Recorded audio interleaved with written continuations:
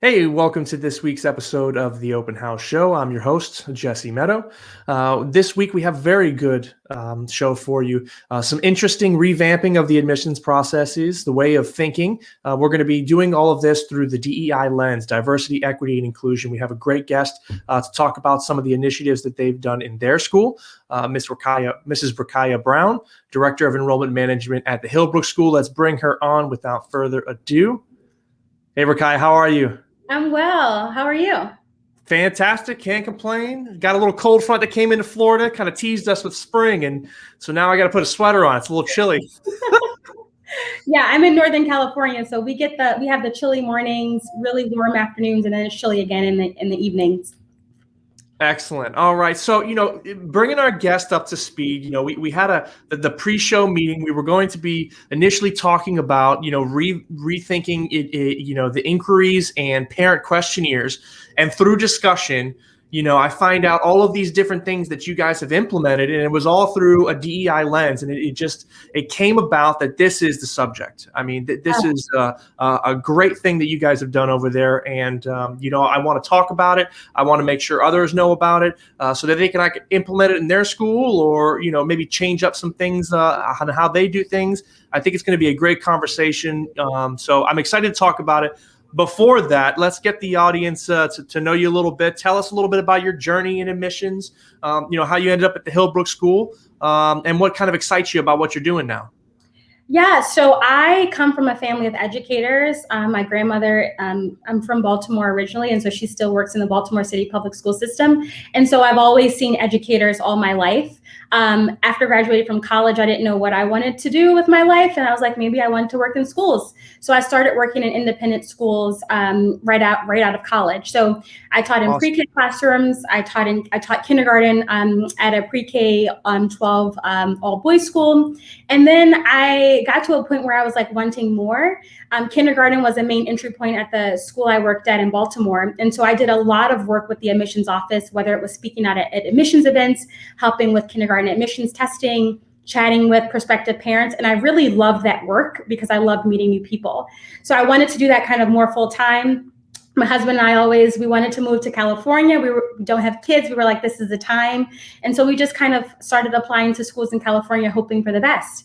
And so we landed in Palo Alto. I had a job at another school. And then I transitioned to Hillbrook School because one of my friends became the first full-time director of diversity, equity, inclusion. So I'm excited to be at Hillbrook. The work really excites me because I was an anthropology major in college. And so I studied cultural anthropology, and I just love and am fascinated by people and their stories. And so in this field, as you know, you get to meet all kinds of different people with interesting stories. And it's the thing that excites me most about this work. Yeah, you definitely do. You never know what families coming in and their story, why they're there. You can hear so many different types of situations where families come from, and especially when not so much for your school, but when you throw in the boarding aspect and you have the international families coming in. I mean, it's just the whole array of storytelling gets so much bigger. Tell us a little bit about the Hillbrook School. Plug it a little bit here. Yeah. So we can get up to speed on where you're coming from. And then, as we get further into the conversation, how it's being implemented, what are we talking about as far as a school? Yeah, so Hillbrook School is a junior kindergarten through 8th grade school in Silicon Valley. We're in Los Gatos, so we're not too far from San Jose. We're not too far from Stanford. So we're right in the heart of the valley. We are a school that was founded in 1935, and we were founded with this kind of project-based, hands-on learning environment. And so there are a couple of things that I love a lot about Hillbrook. One, we sit on a 14-acre campus, and it's a beautiful campus with lots of outdoor space. We have a creek, we have hills. Kids are able to be children at Hillbrook. They're able to kind of run wild and be free. It's something I really love about this place.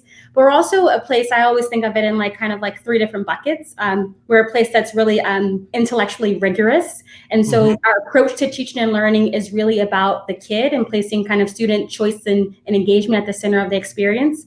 The second thing is what we're going to talk a lot about today, is we are committed to diversity, equity, inclusion. We don't just walk the walk. We talk the talk, but we really walk the walk really well.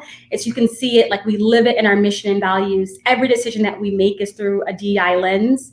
And then the third thing I would say too is that we are kind of one of the first schools with we have the Scott Center for Social Entrepreneurship, where we're getting kids to think about like what matters to them and where they're doing about it. So we're providing them like access and ideas and tools to kind of make a difference in the world, which is directly tied to our vision as a school.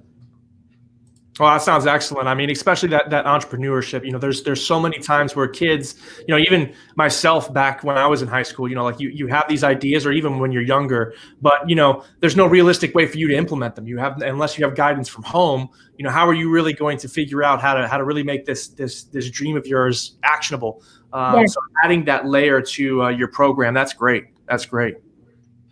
So, you know, take us back a little bit, you know, the transition process, you know, coming into admissions, seeing what the setup is there, and then, you know, how you wanted to revamp it. Give us a little bit of that process and background of kind of how you came about saying, hey, this is what we need to do, and we need to make these changes, and why. Yeah, of course, whenever you start a job, I don't know, I just really fundamentally believe this, but you go into it year one and you do the thing the way that it's always been done. Mm-hmm. And you make kind of small changes because you don't know the process fully until you live it for a full cycle, for a full year. And so I did that for my first year. And I remember being slightly terrified the first kind of group tour I had to do, because it was like, I don't know, week 3 of the job, and I have 12 parents staring at me, and this is my first time giving a group tour. And I immediately knew like that was one of the things I wanted to change. While I'm a performer at heart, I grew up in musical theater and I perform, and I'm like comfortable on a stage in front of people. I knew that the only way to really like sell a school and also to learn more about the family was to be one-on-one. So that was one of the things that I learned in that like terrifying moment of standing in front of a group of people. And I'm like, am I gonna mess this up? So that was one of the things that I thought a lot about. The other thing obviously is that like, we're in a market in the South Bay, which is like slightly south of the peninsula, which is closer to Stanford. This is a lot of information, but our market is different here. And so families are entering the process at various different points in our kind of admissions funnel, where up on the peninsula, families are entering all at the same time. And so I really needed to think through ways of like, how can I keep people engaged throughout the funnel process, no matter where they enter? So thinking about kind of individualized emails and segmentation was kind of the second thing I thought about. And then the pandemic happened, and it forced us to obviously pivot and reevaluate our practices, thinking about like access and equity too. And so that really helped us kind of transition to the process that we're using today. That's awesome. I mean, I would agree with you. You know, those group tours can be, you know, effective when there's no other option, and at least someone's on campus. But that one-on-one time, you know, that's how you really want to give a tour for the families. You know, you want them to be able to experience the place and answer any questions, get a feel for it. Every family, like you said earlier, is going to have that different story and different reason for being there. So, you know, meeting that story, meeting that reason, and discussing how that might fit or not fit, you know, depending on the family with your institution, you know, that's key. And that starts you guys off on the right foot. The family can get a better understanding too. So that's a great change to make. And then, you know, when you're talking about accessibility, obviously all schools, you know, well, I hope all schools, every school I've talked to, has transitioned to more of this digital model. They had to. Yeah. No one can be on campus. You know, some, depending on where you were and the state regulations, you know, it was a little bit more possible than others. But generally speaking, you had to be able to continue business as much as usual. You know, as far as enrolling kids, showing the school, getting your name out there, but now you have to do it digitally. And, you know, creating those, you know, Zoom coffees like you were talking about, and making sure that there was accessibility to the families in your area to be able to see the campus and have that one-on-one time with you. That's crucial. You know, transitioning to the next part, you know, along with that process for you was, you know, creating this digital bank of information. Tell us a little bit about that, how it works, how families have been responding to it. Yeah, this has been a year where, I mean, obviously every time we have an event, a parent who can't make it will say, is it being recorded, right? And that's never been the case of like any of our parent education series, back to school nights. And so this year, because we have so much recorded content from back to school night from our teachers, we have classroom sessions that have been recorded by our teachers. We've made so many videos. We're like, this is so easy to kind of slice and dice and share content in a way that's meaningful to families. So families who don't have access to come to an on-campus tour in the middle of their workday, we created like this tool bank of information for them to access. So there's video from back to school night that we kind of were able to kind of take and tailor for prospective families. There's videos from our like open houses if a family couldn't make it, opening remarks from our head of school, from our teachers that we kind of took and put into this bank for resources. We made faculty highlight videos this year to share more about who our teachers are at each grade level. That's in the virtual bank. And so what's been so interesting and exciting for us, because as a kind of consumer of the content, you're able to kind of watch on your own time and it's always available for you. You can stop and pause. And so families have been, so excited that they have access to this content. And we've never been able to do that before because everything's just like in person. You either show up or you don't. That's right. And, I can imagine, it's one thing to have like a video bank of like promotional material, but it's another when you kind of have like in-house projects on there as well. Like you said, like opening remarks or things that give the prospective family the opportunity to feel like they're a part of the community already, and really kind of engage with you on a more of an internal level. That's an interesting part to add to that digital piece. I imagine the teachers are loving this because it kind of gives the families a good expectation of what to see in the classroom, right? Yeah, and it's also like, it's not super polished, which I love too, right? It's not like we hired a firm and they came in and they made these amazing videos. It's just like, it's our teachers just teaching, right? Yeah. Like they interrupt the Zoom lesson, but it's like, that's real life. Like if your kid is here, that's what the classroom experience may look like. And I think that's been great. It's also helped us in so many ways, which I think is a really positive thing, where families are kind of like self-eliminating themselves from the process. And so when looking at this bank of materials, whether it's like open house presentation or a classroom experience, they're able to get a real feel of like what our school is and what we're about. And they're like, actually, this is not the kind of school that I'm looking for, which helps everybody because it's like, we don't want to enroll a family and they're actually not interested in the kind of information or our approach to teaching and learning. So I think it's been positive all around.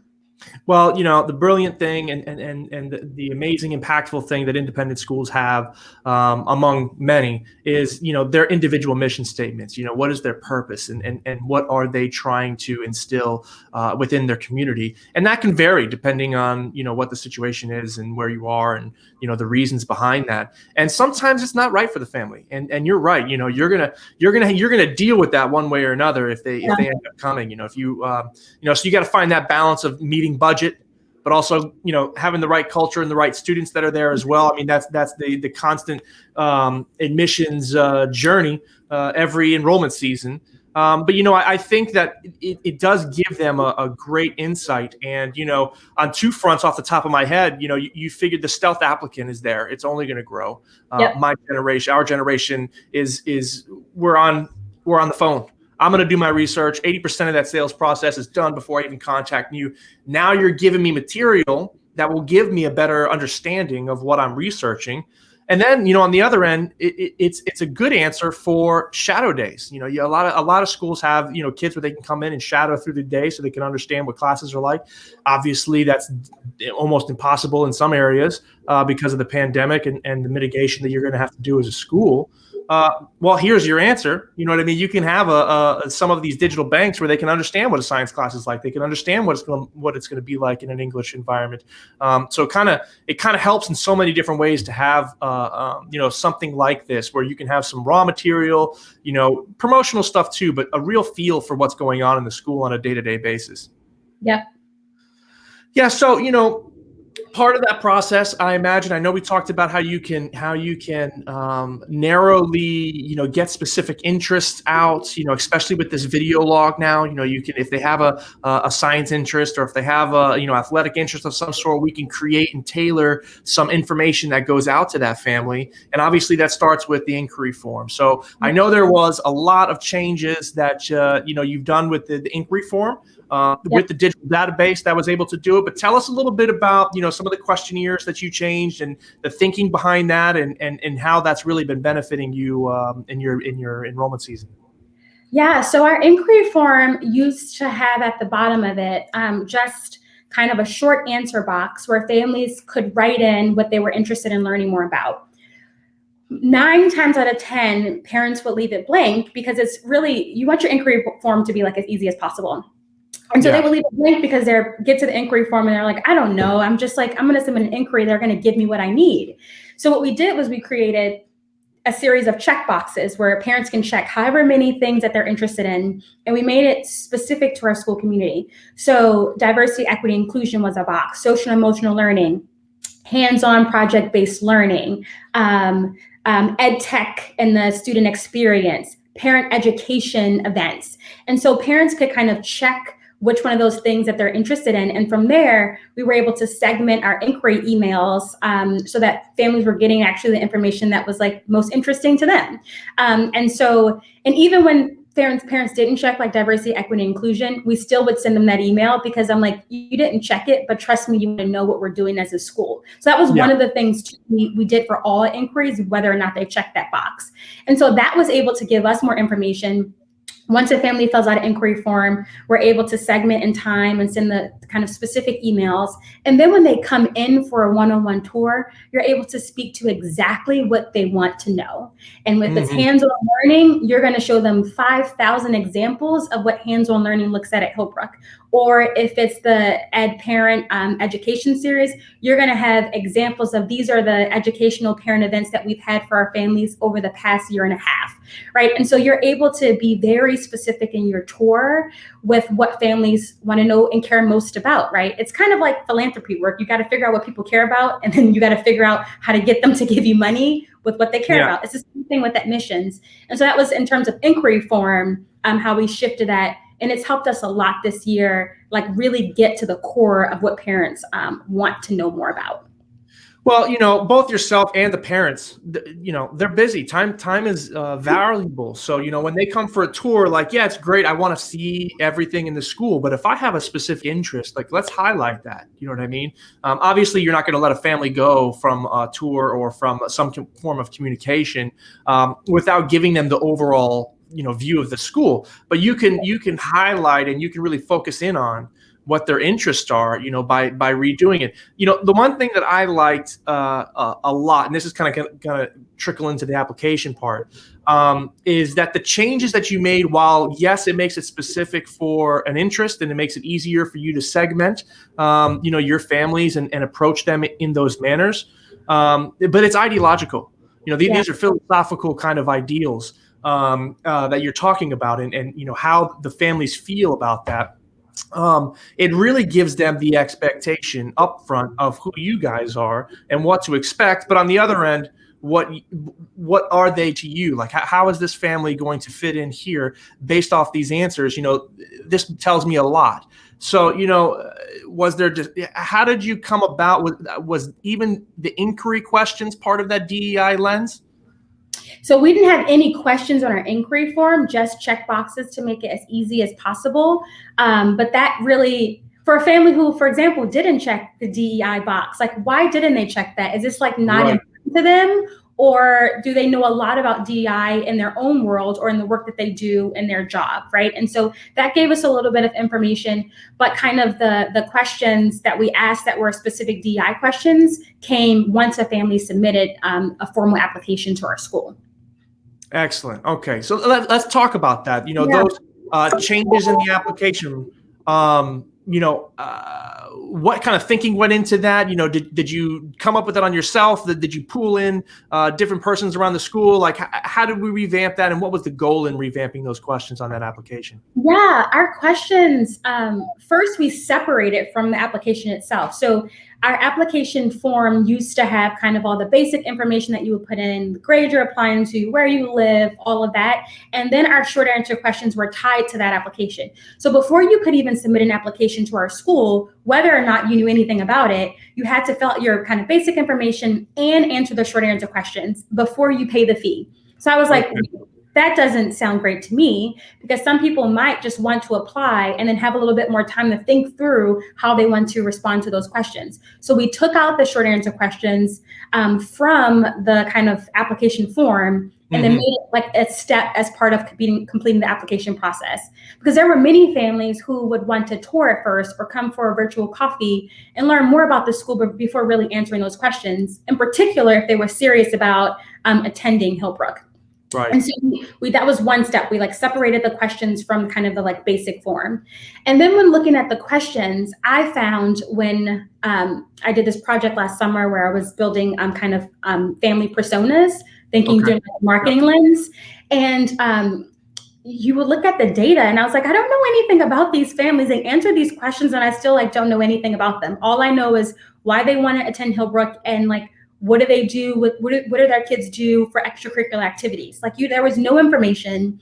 And I was like, okay, so there's an opportunity to change this. So I was reading a little bit and I was like, and then there's no question about like a person's like experience with DEI at all. And if that is a core value of who we are, we should probably ask about that in the questionnaire. So I read a couple of things through Enrollment Management Association. There were some great kind of threads. And I was like, we really should be trying to interview for narrative. And when I say that is we want to get people to tell their stories. And this is like the anthropologist in me. I want you to tell me your story, right? Like what matters to you. And so we framed our questions around this idea, which we truly believe is that everybody in our community teaches and learns. And so what can you teach us and what can we learn from you? And you learn so much. That's the first question that on our questionnaire. And you learn so much about a family, about like what's important to them, what they feel like they can offer to the community, what they hope to learn from us. And that gives us like really good data once a family in our community about like, okay, they're expecting that we will do this for them as a commitment, right? And so that's something that I'm able to pass along to our teachers. And then the other question I asked was centered around like cultural competency. So we, at a school, created our own kind of diversity, equity, inclusion teaching philosophy this past summer. And so it's like a couple of points where we ground all of our teaching and learning in DEI work. And so some of the phrasing on that question around cultural competency is directly pulled from our teaching philosophy. And so we're just asking people, like, what is your journey with cultural competency? And like, was there an event or something that happened to you that really like moved the needle forward? And you get so many different kinds of answers. And again, so much data around like, where is a family? And it's okay. You might be at the beginning of your journey. We can support you. You might be in the middle, or you are like feeling very culturally competent. All things are good, but it's just important for us to know where folks are. Well, and it's important to with any admissions rep, that you try to build that personality of who is the student, who are the families that are here, who are the families that are doing well here, so that you can try to find those same type of families, the psychographic data and things like that. Questions like this, really give you a good base of who the family is. It gets them thinking also on their end about these issues and what they're going to be challenged with as coming to this school. And on the other end, it also gives you a good idea of who this family is, where they came from. What is some common denominators in all of these. You know what I mean? This is how we can build that psychographic data without using a program. Like you can do this on your own. If they enroll, you could always go back to these questions and say, okay, well, this is the type of student. Here's another one. And you just kind of keep going, and you can just build this data set. You build this persona of the type of student that you want to find. And then that can help narrow the process down and optimize your admissions process even further down the road. Yeah, the cultural competency question, so many times when reading admissions files, a parent would start answering that question with like, the fact that you're even asking this question is proof that I want to be a part of this community, right? Like that in itself, like the kinds of questions you ask give parents so much information about the kind of school and community and your values. And so that made me feel good too, of like, wow, parents are really seeing that we're like asking this question that is tough to answer. It requires you to think, but the sole reason of us asking that is really inspiring them to really be kind of committed to joining our community. It was also just really powerful. Particularly for me, what excited me the most was that you went from inquiry form to tour to application, and every piece of that, you gave the family a piece of yourself or an expectation of what this school is about and what they could expect when they come here. So often that's really done in the tour. Yeah. And then, through communications, emails or question answering and things like this. But, when they get to the application, it's standard. Or when they get to, an inquiry form, it's standard. But, through these little processes, what do they check? What do they not check? The options, just the options that they have through to the questions in the application. It really continues to give that family a good and expectation of what their child will be, influenced by and be involved in when they come to your campus, which is really a key point, to be able to go through all three of those steps and still get that feeling. That's a great transition on the admission side. Yeah. Yeah. What were some, as we kind of get to the end here, what were some notable successes? I mean, you implemented this 2 years ago, this year? This year. Okay, so this is the first enrollment season we're going through with this process. Yeah. All right, so I guess it might be a little early, but have you noticed anything? What were some notable successes that you may have seen so far? Whether that be parent feedback or the type of students that you're getting. What has been generated the buzz, I guess, from this process? Yeah, I would say the feedback that we're getting from families, they feel like when they get to, because now we're in decision week right now. We released admissions decisions last Thursday, and so like now we wait, which is like painful. Yeah. But I think for families, it's like they know so much about our school because the process has been so individualized, and I think that's like a really noticeable like marker of success. Again, it's still too early. I would also say, which I think is successful, and I alluded to this earlier, families who decide to kind of like withdraw their application, right? Or say, actually, this isn't the school for me. And I think the more we can do that kind of like shuffling up front before a family decides to enroll, the better, because it just solves, it just like lessens the number of like not great conversations you have to have with families about our program and our values and what we believe and the topics that we might cover when kids are at our school. So I think that's a huge like marker of success too, is that we're really in this process that's individualized through the inquiry form, tour, application questions, that families really know who we are. And through that, they're able to say, yep, I really want to be in this community, or like, actually, no, thank you. And there are other choices, right? There are other choices. I think that's been really successful. And then for me, on just like a personal front, I actually know these families and I know these kids. And when we send out personalized admissions letters for every kid, which is a lot of work, right? So we write a paragraph for every single child as if they're already at our school, right? It's like a narrative. And so parents are just amazed that I know them and their kids so well, but I've spent so much time with them in the process that when I'm excited to offer them admission, I can like write about their child in really beautiful ways. And I think that is also just like another like marker of success of, these kids, this family. So those would be the 3 points that I would make. Yeah, I mean, the beginning process, with most schools, it's obviously the admissions is that first touch that families have to the school. It's so important to have that first impression. And then, from there through the enrollment process, what are you doing through the enrollment process, and especially those first few weeks of school, to acclimate those kids and really give them that experience. And, through every step of that process, because it's so personalized, because the questions are phrased in such a way that you need to give relative and personal feedback, you have a connection with them that's stronger through that process than previously. And I got to say, the culture on campus, every campus I've been on, there's a lot to be said for the faculty, staff, administrators, and such, but the students.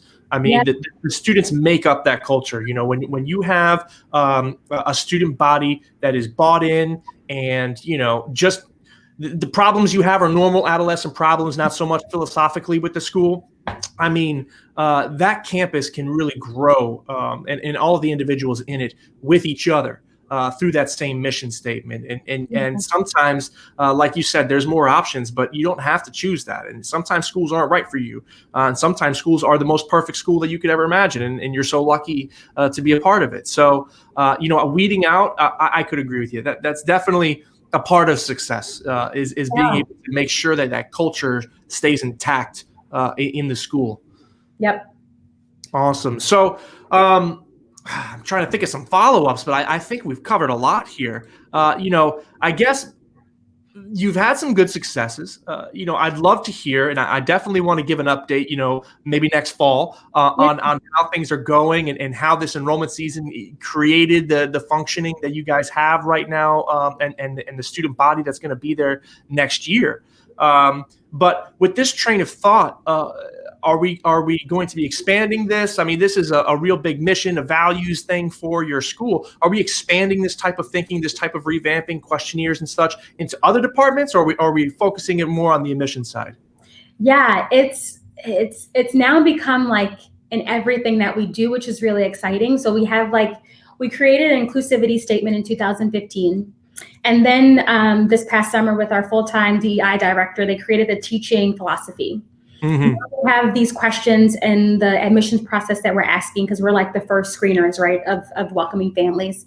But we're also thinking about this on a larger, more strategic level, at the board level, of thinking about kind of having some DEI screening tools, questions to use and implement with every decision that we make. So whether it's like, what lunch provider are we using, or what bus system company are we using? Or like, let's think about the things that we're teaching in JK through second grade in our literacy program with a DI lens. We're creating kind of like this screening tool, but which we like to say it's like a lens of like thinking about every decision that we make through DEI. And so it's a lot of work. And obviously the biggest fear is that we create this kind of tool/lens and we never use it or become paralyzed by it. But I think it's still exciting. Like, we're at the beginning stages of doing that work across all departments. And it's easier, right, when you think about your program, the books that you're reading, the people that you bring in. But when you think about it from like more strategic issues or strategy, it's much harder. But we're like committed. We're committed to the work. Yeah, I mean, you're going to have to be, that's for sure. Because it's easy for, I shouldn't say it's easy, but it comes more easily to people that are already in that frame of mind. They see things through that lens already, making it to where it's a protocol for people that aren't always in there, but they do need to stay inside of this. That's that difficult part. How do you write this down on paper? This is just how you should think, but that's not everybody. Making sure that they're holding that standard, making sure that they're doing the research on whatever it is, like you said, staffing and contractors and things like this. That will take some time to sift through. But I think the important part is conversations. As long as there's conversations around it, you could build that plan together. And I think it's a great thing. Whoever is watching from your school, keep doing what you're doing. Make the best out of it. It's a great mission. It's timely. It's needed. And, I hope that you expand it into all other areas, because I think what you got going on in the admissions side is really going to help you out as far as a data collection, persona, and that connection with the family. It's just only going to get deeper when you start getting questions like this and being able to back that up with other decisions around the other departments. So, moving on to a little bit, I always want to hear, we haven't had someone from your area. So, regional update, what are you seeing in admissions in California? I know you guys have been up and down, with, state mandates and things of this Yeah. nature. So, what are you guys seeing right now? How are things going with enrollments in Los Gatos?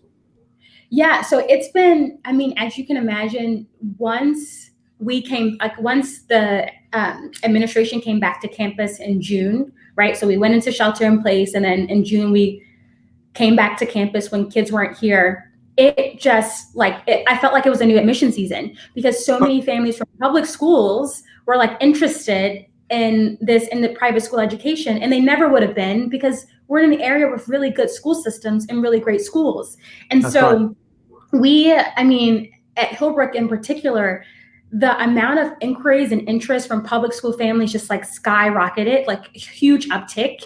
And so it's been a year of me living in two admission seasons. So living in the one as we're preparing for next fall, but also still living in this school year, because we've enrolled so many students mid-year, particularly at our middle school level, and particularly in 5th and 6th grade. So it's just been crazy. And all schools that are in kind of the South Bay in my area have seen that too, of like families considering a private school education who've never considered it before.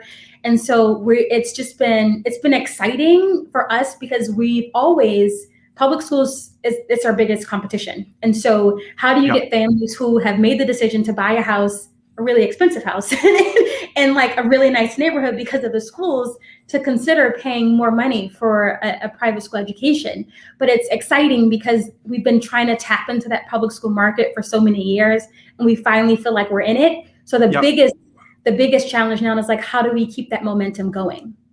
Yeah, I mean, that's been the topic all year. I mean, we've talked to several schools, and they had what we call the COVID boom. It's like their public options or their state mandates, or even if they were in public school, the way that they were handling digital learning and online learning, it wasn't up to par. So they're giving schools second looks. And the big story was, how do we retain those kids? When things get back to normal, how do we give them the value proposition that they are, a part of this community, they can never go back, and that is the task that you guys, not just admissions. I mean, that's going to be everybody on campus. That's going to be the teachers. That's going to be everyone that they interact with is going to have to give them that experience. And at the end of the day, you hope to retain those students. On the positive side, from what I'm hearing so far, at least in my world, that's happening. A lot of those kids are staying, and it's something they may never have experienced before, and now that they have, it's just really the only way. And then when you add in the layers of the mission statements of schools, especially yours, I mean, to be able to go to somewhere else after all of that community feel and all of that self-reflection and growth, that's going to be tough. I think you guys have a very good argument and case to make against the public schools around you. So not that they're the enemy, just, keeping them in your school enrolled and keeping them growth all the way through until they reach high school. I think that's very important. So, maybe you've already mentioned it, this could be it, but we always like to leave on a positive note. What do you think is going to be your biggest opportunity, this enrollment season? Yeah, it's the public schools, and it's also getting to a point of really filling our middle school. So we grew our enrollment a few years ago, and then filling our middle school has been a little challenging. We were able to the first couple of years, and then we took like a big dip in our enrollment in terms of our middle school enrollment. And so I think that's the biggest opportunity here. We had so many, we enrolled like 20 new kids in our 5th and 6th grade mid-year. We had a new kid start today. And it's March 8th, and she's starting in our 6th grade, right? And so that's the biggest opportunity, is like generating that word of mouth around public school families, having families feel connected to the community so that they go out and talk about our school. It's a huge opportunity right now. And we have an advancement board committee, and those members of the board have been really instrumental in like helping us with word of mouth, in particular in the public school market sector. So huge opportunity for us. And I'm excited. I'm excited for the challenge. Yeah, that's awesome. I mean, a kid coming in March, that's like, here's your enrollment contract and your re-enrollment contract at the same time. Go ahead and sign both. Exactly. We have a kindergartner who's going to be starting in like a couple weeks, but we were like, yeah, you're going to sign that one, and then you sign your one for next year, and they're like, okay, that's fine. So yeah, exactly. That's Awesome. where we are. That's awesome. Well, Rakiya, I know you're busy. Thank you so much for taking the time to speak with us today on a very important issue and some great insights. I think that anyone that's viewing this episode is definitely going to take something that they can bring back to their school and implement on their end. So I really appreciate it. Thank you so much. Yeah, thanks for having me. All right. Well, that'll do it for us today. I hope you enjoyed the show. Like I said, it was a great insights given by Rakiya Brown from the Hillbrook School. You can catch this full episode at schoolcraftdigital.com, our YouTube channel, and all of our social media channels, Schoolcraft Digital. Thank you so much. We'll see you next week.